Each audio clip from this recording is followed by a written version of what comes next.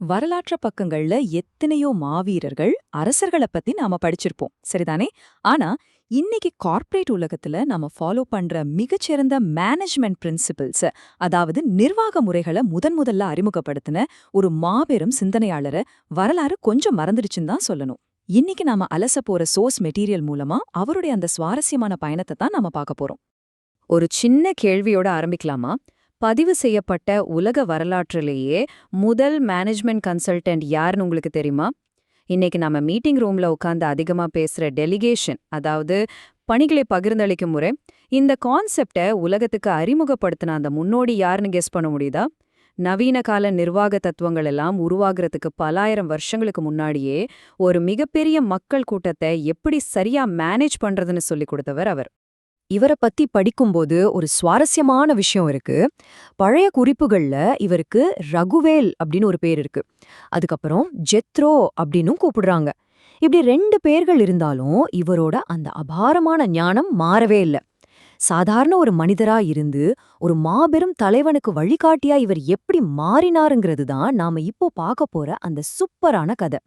இவருடைய பங்களிப்ப நம்ம எந்த விதமான சார்பும் இல்லாம ரொம்ப துல்லியமா புரிஞ்சுக்க இன்னைக்கு நாம நேரடியா திருவிவிலியத்தோட தமிழ் பொதுமொழி பெயர்ப்புல இருந்து எடுக்கப்பட்ட குறிப்புகளை தான் சோர்ஸா பயன்படுத்த போறோம். இந்த ஒரிஜினல் டெக்ஸ்ட்ல இருக்கிற வார்த்தைகள் மூலமாவே வரலாற்றில் அதிகம் பேசப்படாத அந்த முதல் நிர்வாக ஆலோசகரோட மாபெரும் தாக்கத்தை நம்ம உணர முடியும். சரி, முதல் பகுதிக்கு வருவோம். மிதியான் நாட்டுல இருக்கிற ஒரு அமைதியான கிணற்றங்கரை அப்படியே கொஞ்சம் இமேஜின் பண்ணிக்கோங்க. அங்க எகிப்துலேருந்து தப்பி ஓடி வந்த மோசே சில இடையர்கள் கிட்டந்து 7 இளம் பெண்களை காப்பாத்துறாரு. அந்த பெண்களோட அப்பாதான் மிதியான் நாட்டு அர்ச்சகரான ரகுவேல். அடைக்கலம் தேடி வந்த ஒரு அந்நியனான மோசேவை எந்த கேள்வியும் கேட்காம ரகுவேல் தன்னோட வீட்டுக்குள்ள வரவேற்று பாதுகாப்பளிக்கிறாரு.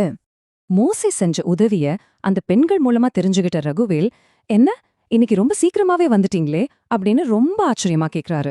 இது ஏதோ சாதாரணமா கேக்குற கேள்வின்னு நினைச்சிடாதீங்க. ஒரு மாபெரும் வரலாற்று திருப்பத்துக்கு வித்திட்ட முதல் உரையாடல் இதுதான். எக்ஸாக்ட்லி இங்கிருந்து தான் மோசையோட வாழ்க்கையில ரகுவேல் அப்படிங்கிற அந்த வழிகாட்டியோட பயணம் ஆரம்பமாகுது. அப்படியே கொஞ்சம் காலத்தை முன்னோக்கி தள்ளி பார்ப்போம். பல வருஷங்கள் ஓடிடுச்சு. இப்போ மோசே ரகுவேலோட மருமகன். ரகுவேலும் இப்போ ஜெத்ரோ அப்படிங்கிற பெயர்ல அறியப்படுறாரு.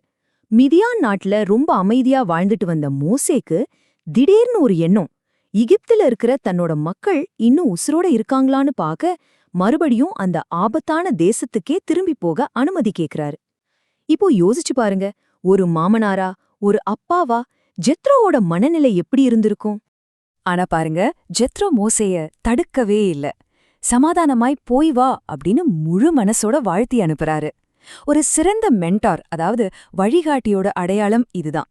தன்னோட கண்ட்ரோல்லயே ஒருத்தரை வச்சுக்காம அவங்களோட உண்மையான இலக்கை நோக்கி அவங்கள பயணிக்க விடுறது. ஒரு மாடர்ன் டே மென்டார் எப்படி தன்னோட ஸ்டூடெண்ட்டை சரியான பாதையில என்கரேஜ் பண்ணுவாரோ அதை அப்படியே ஜெத்ரோ இங்க செய்றாரு.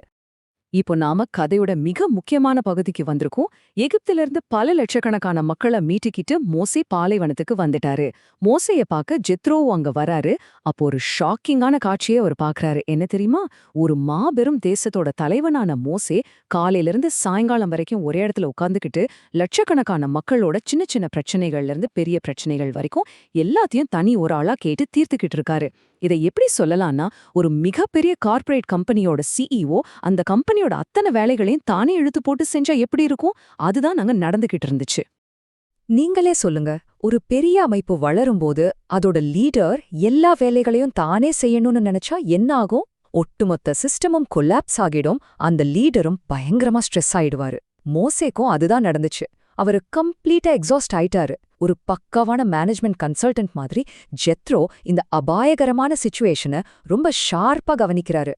உடனே ஜெத்ரோ, பாருப்பா, வேலைய இப்படி தனியாளா சுமக்கிறது உனக்கும் நல்லதில்ல, உன்னை நம்பி வந்த இந்த மக்களுக்கும் நல்லதில்ல அப்படிங்கறத ரொம்ப தெளிவா உணர்த்துறாரு. அவர் என்ன சொல்றாருன்னா, கடவுள் கட்டளையிடும் இக்காரியத்தை நீர் செய்தால் உம்மால் பழுவை தாங்க இயலும். இம்மக்கள் அனைவரும் தம்மிடத்திற்கு மன அமைதியுடன் செல்வர். அதாவது வேலைப்பழுவ குறைச்சா மட்டும்தான் ஒரு தலைவனால நிம்மதியா செயல்பட முடியும். மக்களும் வெயிட் பண்ணாம அவங்க பிரச்சனைக்கான தீர்வை வாங்கிட்டு அமைதியா திரும்ப முடியும் அப்படிங்கிற அந்த அல்டிமேட் நிர்வாக தத்துவத்தை அவர் போதிக்கிறாரு. இங்கதான் ஜெத்ரோ தன்னோட மாஸ்டர் பிளானை இறக்குறாரு. அதுதான் பொறுப்பளிக்கும் உத்தி, அதாவது டெலிகேஷன் ஸ்ட்ராட்டஜி. மோசேயோட தலைமைத்துவத்தை அடுத்த லெவலுக்கு எடுத்துட்டு போகவும் அந்த மாபெரும் மக்கள் கூட்டத்தோட நிர்வாகத்தை ஈஸியாக்கவும் ஒரு அருமையான கட்டமைப்பு அவர் உருவாக்குறாரு. பொறுப்பளித்தல், அதாவது டெலிகேஷன்னா என்ன? குறிப்பிட்ட வேலைகளை செஞ்சு முடிக்க அந்த பொறுப்பையோ அல்லது அதிகாரத்தையோ இன்னொரு நபருக்கு கொடுக்கறது.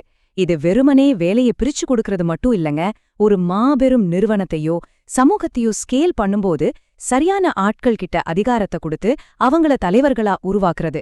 இந்த ரியல் ஸ்கேலிங் டெக்னிக்க தான் பல 1000 வருஷங்களுக்கு முன்னாடியே ஜெத்ரோ சொல்லிக் கொடுத்திருக்காரு. ஜெத்ரோ உருவாக்கின அந்த படிநிலை எப்படி இருந்துச்சுன்னு பாத்தீங்கன்னா, full and full numbers base system.